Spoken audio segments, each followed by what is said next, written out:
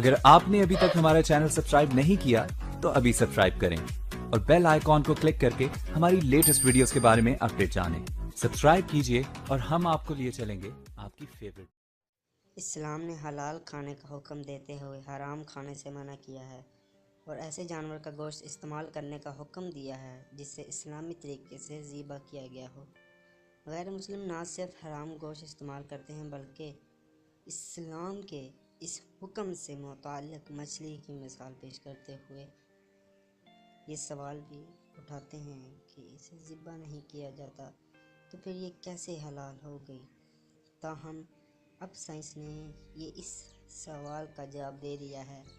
और ऐसा हैरान कन इंकशाफ किया है कि आप भी बेइख्तियार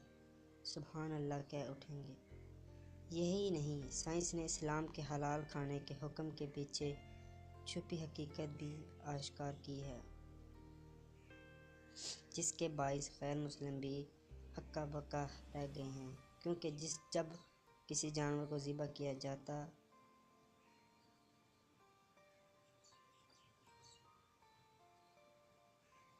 तो इसके दिल और दिमाग का राब्ता ख़त्म नहीं होता और दिल जानवर की वरीदों और शरियानों में मौजूद तमाम खून के बाहर निकलने तक धड़कता रहता है और इस तरह इसका गोश्त खून से पाक और हलाल हो जाता है।